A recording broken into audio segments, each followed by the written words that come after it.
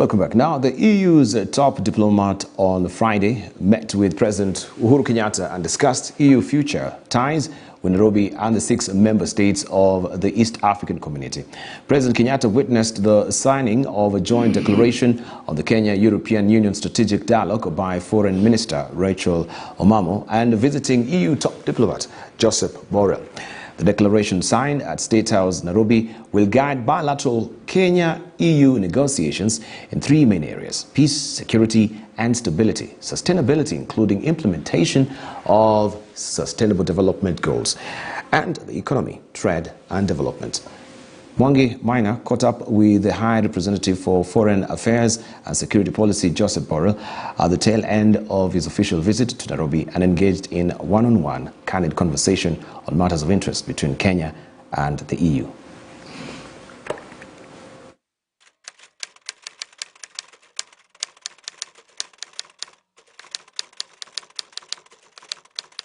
I see the electoral campaign.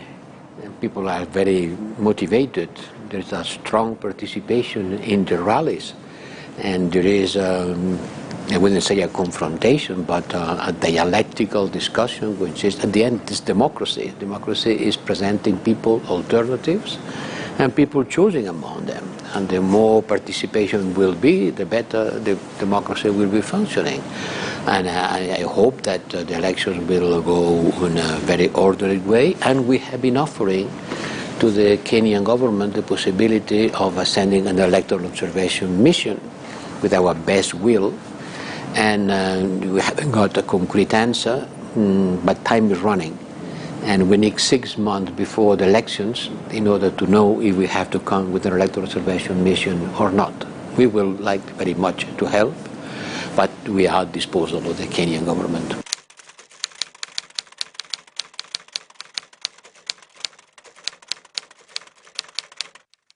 I was visiting a court here in Nairobi. I had an interview with the Chief Justice, an impressive person, very much engaged in the fight against corruption everywhere. The place where we were meeting, it was a big panel saying this place is corruption-free. I know this is a problem. I know this is a problem in a lot of countries, and I know that the Kenyan government has done a lot in order to fight against it, but certainly the problem is not over. We participate with our funding and with our programs to try to give advice and in order to accompany the Kenyan government on this important task.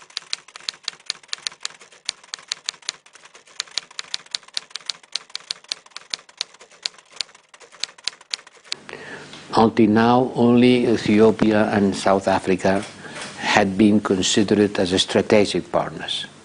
And now it's time to come for Kenya to be also considered a strategic partner, which means building strong links on the fields of security, first of all, economic development, and sustainability. On these 3 axes, we have been meeting the working groups to launch this process in which we will be working together stronger with Kenya. Let me say something in particular on the field of security, because I am also in charge of the defense and security at the European level. Terrorism continues to be a threat everywhere. And there is some parts of the world, and in particular in the Horn of Africa, who are nest for terrorism. And Kenya has a border with Somalia. And we know that the terrorism, the jihadists, is going down to the Gulf of Guinea from the Sahel and to the Indian Ocean coast of Africa from Somalia to the south and now reaching Mozambique. It makes Kenya a country with whom we have to have strong links on the fight against terrorism, exchanging intelligence and participating on a lot of efforts that which are multidimensional, in order to be partners on this very difficult fight. But this is maybe the most recent dimension of the strategic partnership. But look on the economic side. In order to boost this partnership, we have just increased by 30% the amount of our financial aid with respect to the 7 past years.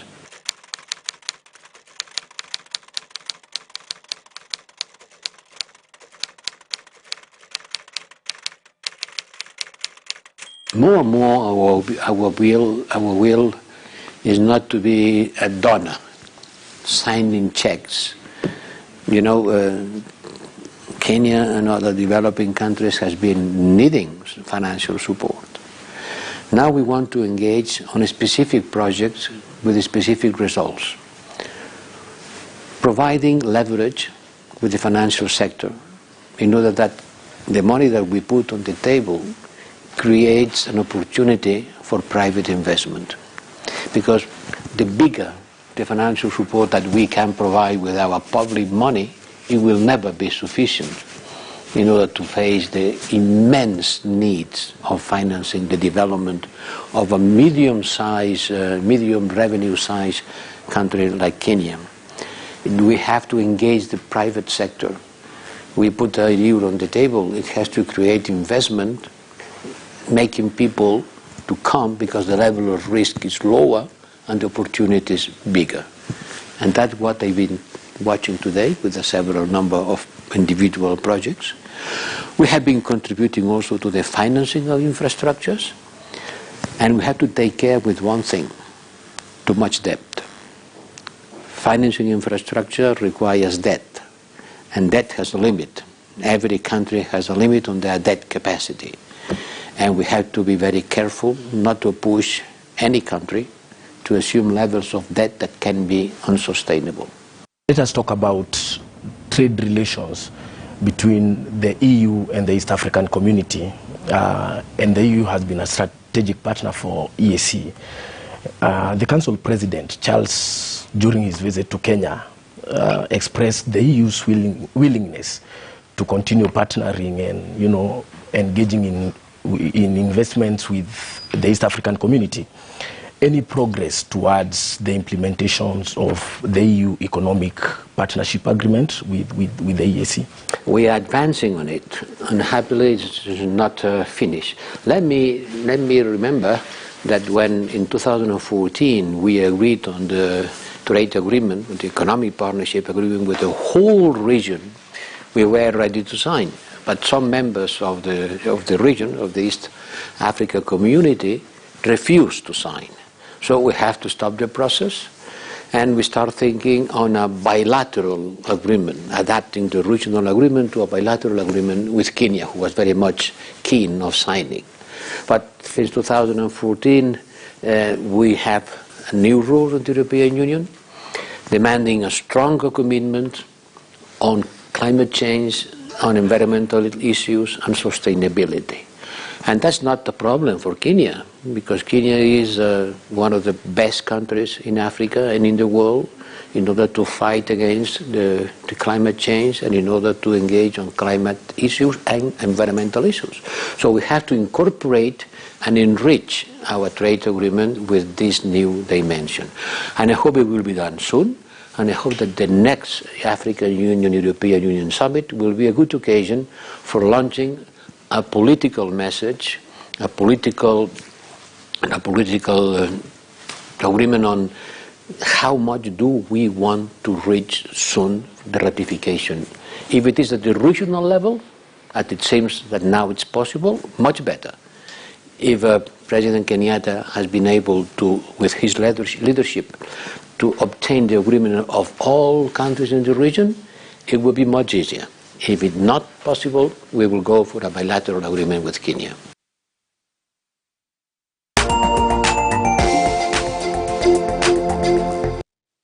A very good morning to you and welcome to Monday's Sports Chat. My name is Jeff Mogiri. We have a lot lined up for you, including the Severe Sevens, where Kenya actually finished 9th position in the IRB Rugby Sevens series that is going on, that is actually completed yesterday in Spain. Again, Angela Okutoi jetted back into the country. She is so inspirational to many other athletes and tennis stars around the country, and she is telling them, if I did it, you can do it. Beyond that, Omanyala is leaving the country today for France, where he is going to take part in the indoors arena activities, where he is particularly supposed to take part in the 60 meters event in France that will help him have good pace, especially when he's planning